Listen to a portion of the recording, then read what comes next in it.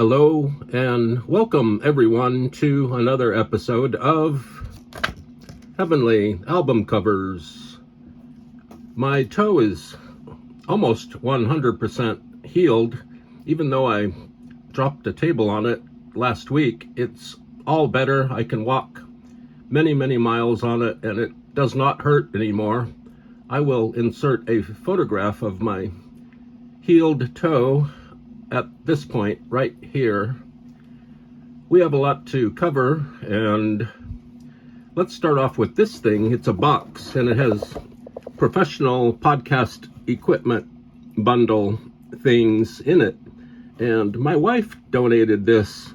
She bought it and thought that we would find a great use for it on the Heavenly Album Covers YouTube channel. It's basically a whole audio system. It's very professional and it's pretty neat. It's got a pop screen here in plastic. I think you have to take the plastic off first.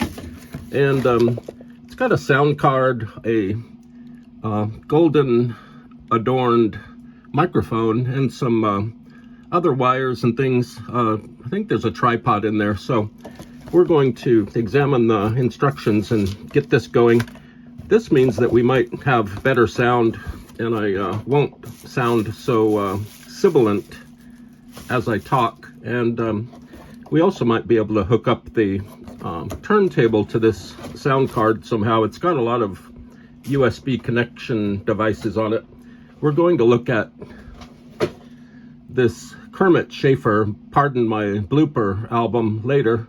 But I was cleaning up today, doing some spring cleaning, and I threw away a lot of stuff, and I have boxes to set out in front and let people look through them and take whatever they want. And I have boxes of swap meet stuff that I'm going to take and give away. But there's other boxes which are kind of purgatorial boxes. I'm not sure where the stuff in these boxes is going, but this is a bunch of stuff I found that I wanted to share. This is a tape I found in Little India. Let me put the light on this. And it's by Om Bhagawan. To let go of this William Hung DVD and CD. Unfortunately, it only has the DVD. It doesn't have the CD, but you can play and you can find William Hung on Spotify and on YouTube and other socially musical places. I'm not sure if I showed this book before, but it's always worth sharing. This is one of my favorite books, and it has been a worthwhile inspiration in order to Joseph Troy's with the podcast audio equipment. It's called YouTube Secrets by Sean Cannell and Benji Travis. It's no one should be without this bootleg. Actually, it's not a bootleg. It's a product of Muntz Stereo. Let's put this over here. Printout that they did and glued on the top. It's it says it's on Tamla Records, but 8 tracks you'll find come with these little play, and it's made in the USA. And I think that comes out, and you just put it there, and your Elton John tape is safe forever. This tape is nice too. It's funny that they put this album in this bright red shell. My sister came back with this Bob Dylan. It's a souvenir program from Bob Dylan's tour, I think in kind of freaking out, but really good photos. You'll find that a lot of music programs, rock 8 years old, I think, and the Ego logo, and this is a really a nice drawing, kind of a airbrush drawing. This is the symbol that the Stones used on that 75 tour, and we here at Heavenly Album Covers wanted to begin to start reaching out to other YouTube channel people, other illustrious creators, and we've decided to showcase a YouTube channel called States and Kingdoms. It's run by two siblings, a brother and sister named Jenna and Sean. It's a very interesting channel. It's set up like a classic dialogue thing. Jenna and Sean just talk about well-known albums, the music on them, and the history of the albums, and they interact during each segment like the old days of Plato or Socrates. They interact and talk about albums as if the albums are like very high-end and high-class philosophical and intellectual objects, really. It's fascinating, and they do this with many different types of albums, and they do it very well. They're both Jenna and Sean are very smart, obviously, and on their channel they say that they grew up with classic movies and music, and they even did some research on silent movies, and they celebrate classic pop culture. I think so many record album creators on YouTube tend to be very black and white about albums and not investigate more about what the album means and the music means and the lyrics mean. So Jenna and Sean cover album culture very well. I really like them. I've been following them for about a year, and they have definitely a more reasoned and thoughtful approach to classic albums and recent albums. So that's States and Kingdoms with Jenna and Sean. I kind of rambled there, but I think I got my point across. I also uncovered this when I was cleaning today. It's called Savage Sisters, and it just got a great DVD box cover. It's a 2-disc set, and it features the movies TNT Jackson, Get Christy Love, Sister Street Fighter, and High Kicks. And this is like high energy crime solving, vigilante, action, superhero stuff. And I haven't watched this in a long time, but it's worth putting on, the whole thing. It's like 8 hours of movies. And so let's move on to Pardon My Blooper. I'm gonna wave around my iPhone case while I have a sip of coffee.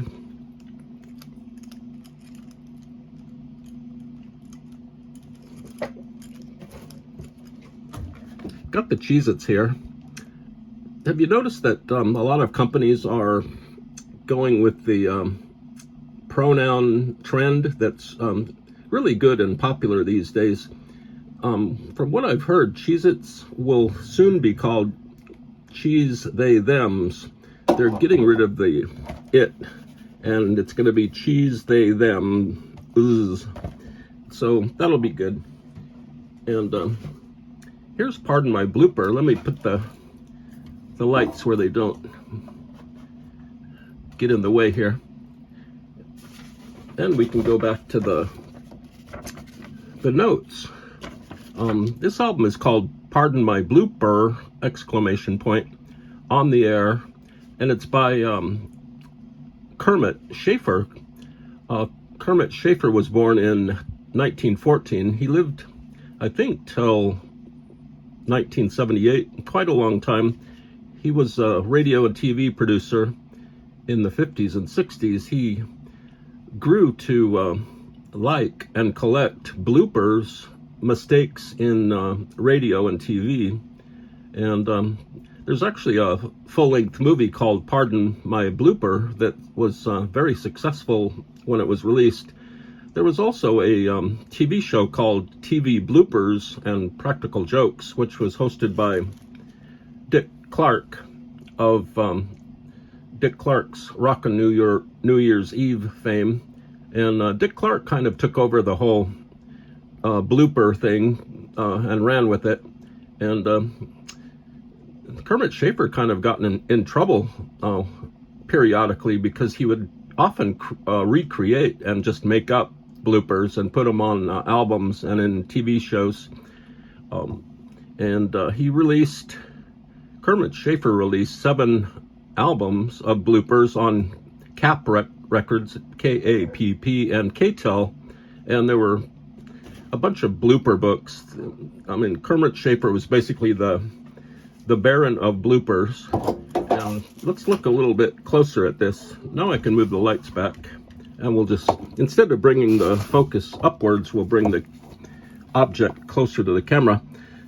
I don't know when this was released. I would say between 1972 and 76. That's my guess.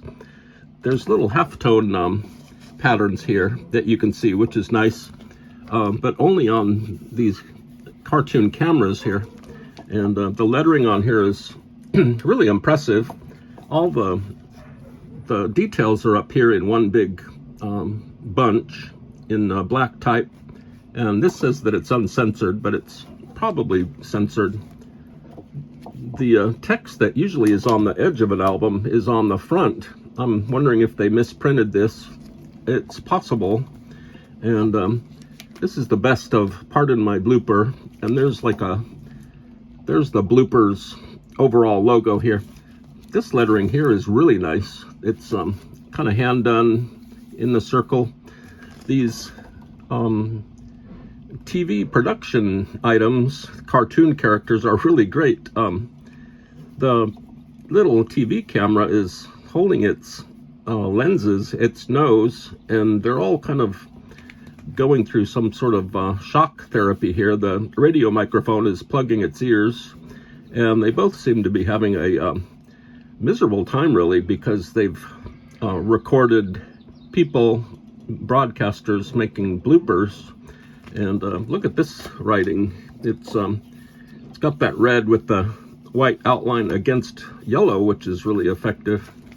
And there's nothing in the middle. They wasted all that white space by putting nothing in the middle.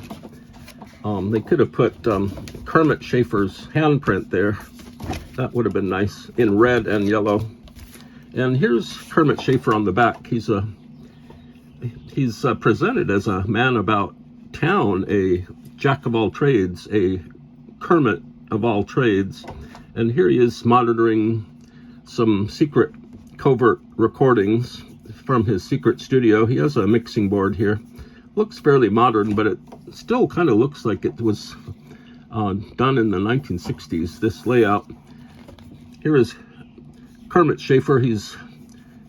He's got his tape library here. He's carefully coding. He's putting barcodes on each of these tapes so that his future heirs can sort through the Blooper catalog.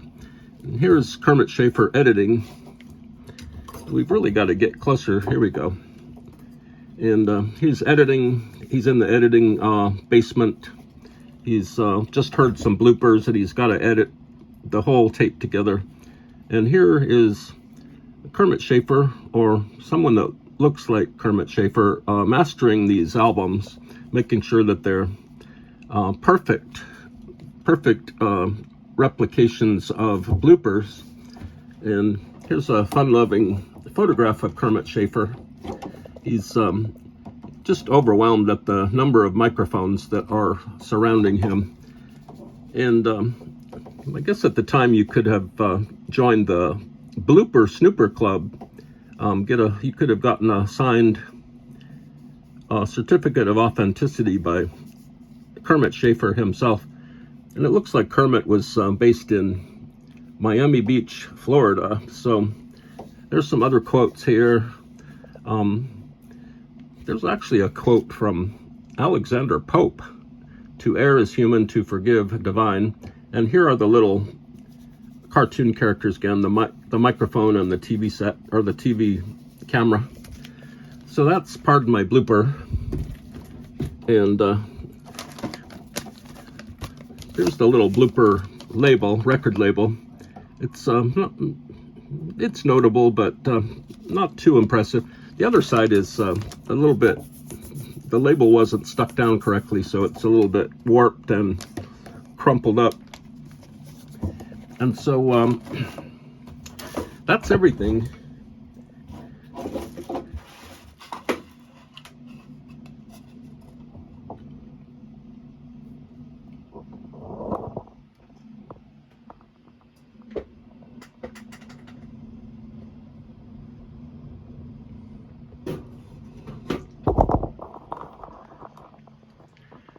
I think this is our longest episode ever.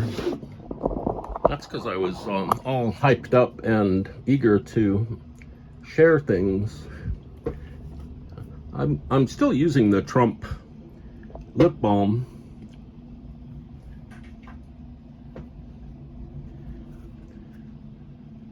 And the only thing people need in life is a helping hand.